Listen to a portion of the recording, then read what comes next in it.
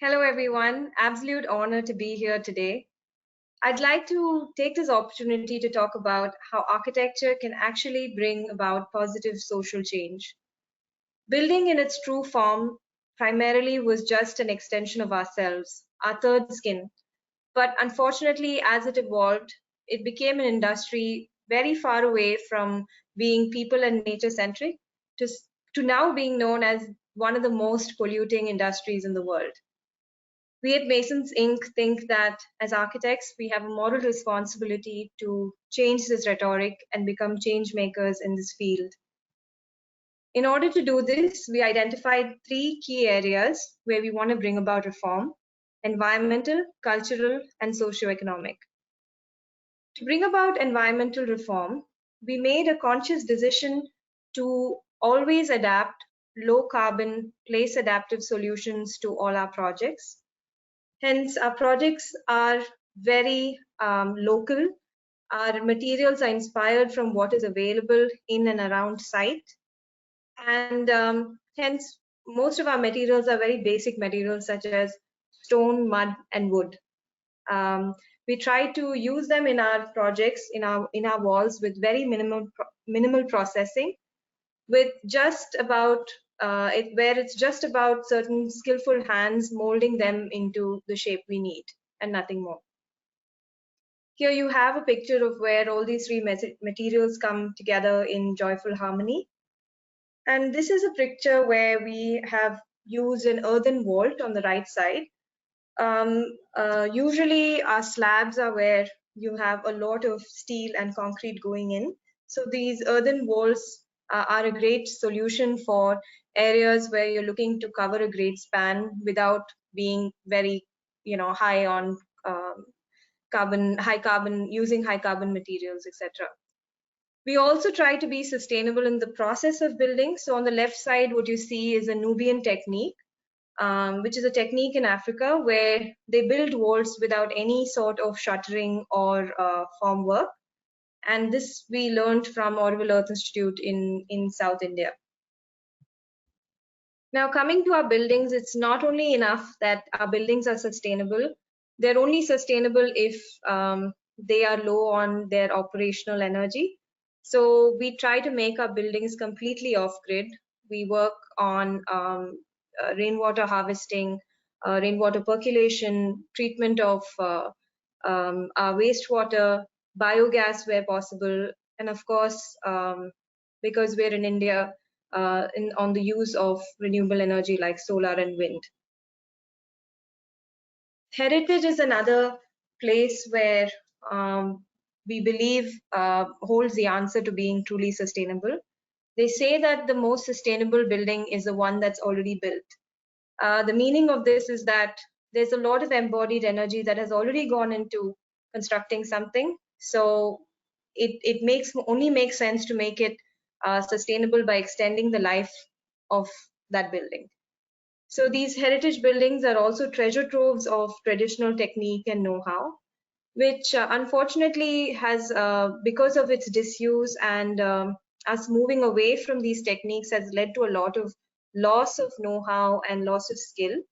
Hence, when we work on the restoration of these buildings, we also try to bring in local labor and local artisans to encourage them in reviving their skill and encourage them to transfer it to the youth. We feel that to create change, and true change only comes from larger volumes of people working towards it. So a lot of our energy and time is also spent in creating awareness among all kinds of age groups that include children, youth, and young adults in sustainable techniques and also heritage conservation. Now, coming to the aspect where we talk about cultural reform, it's not very often that you hear of culture when we speak about architecture. But if you want to work on context-specific architecture, then culture definitely plays a pivotal role. So in all our designs, we heavily inspire and infer from the local vernacular. The local vernacular is a great place to find solutions for great solutions for the microclimate. As being in a tropical country, closed semi-open verandas and courtyards are great ways in which we can kind of handle microclimate and encourage passive cooling, etc. Also, in our spaces, we try and make culture our central focus and our theme.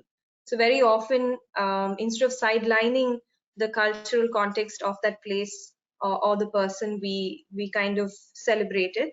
As you can see in this image, I'd like to bring your attention to this stone structure that you see in the front. It's called the Tulsi Kate.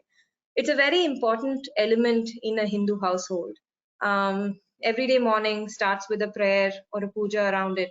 So this entire structure was built with this right in the center of it, with the main door opening out into a courtyard with this Tulsi Kate in the middle, and the building being formed around it.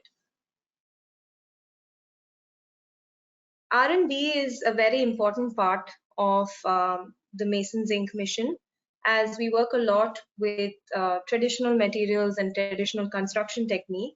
We find the need to research and develop on it further so that they might be able to respond to future challenges.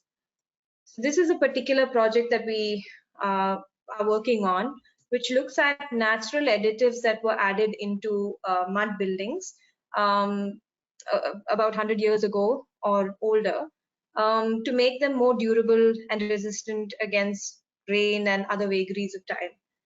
It was very interesting to find. So this study was done in the state of Kerala, which is the southern state in India.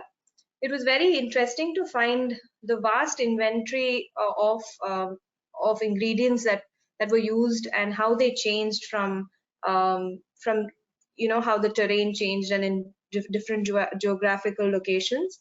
For example, areas near the backwaters used a mucus of a fish to add in the mud to make it stronger, whereas the forests of Kerala used specific leaves and flowers of certain trees to mix into the mud. And paddy fields used rice and rice water and other products of rice to strengthen the mud in their construction. So what we did is first create an inventory that studied all the various different types of ingredients and additives that were used all along the state, and then study them scientifically and understand what exactly were the ingredients that changed the characteristics of the mud and made them more durable. So this was done with the intention of being able to bring these additives back into construction today and try and avoid even the slightest use of industrially manufactured stabilizers or additives like cement, etc. This socioeconomic reform is something that's very close to our hearts and something that we deeply believe in. I think nothing explains it better than what it says below, saying that development is about transforming lives of people. So when it comes to our buildings, we truly believe that the buildings we build need to have an influence and need to influence the people around in the surroundings as well. And very often we build with the communities around it, which help in building capacities and also skill building of these communities, such that they can take forward this skill and more people will be building building in a way that is more sensitive and sensible to the planet. This project, however, focuses on bringing gender equality onto construction sites. This is something that we've been working on. This initiative is something that we've been working on for the past 3 years. And this project is something that we love because it actually shows the power of change and the power of women when they're given a chance and opportunity to skill themselves and excel. So here, this project is a project near Tamil Nadu and Karnataka, where it's on the border of Tamil Nadu and Karnataka, where these women who were earlier agricultural laborers have been trained and made to construct this building. This building is entirely cement free, and made mainly with mud and lime and stone.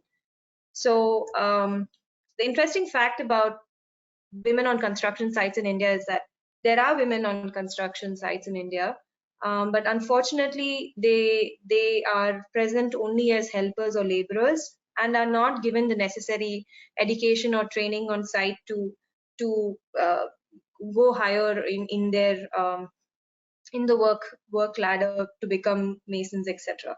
So this project is really special because this is one project where the main focus is women, and right from the masons to the supervisor to the architects, it's a full on women team, and it's just a wonderful, it has just been a wonderful project to work on.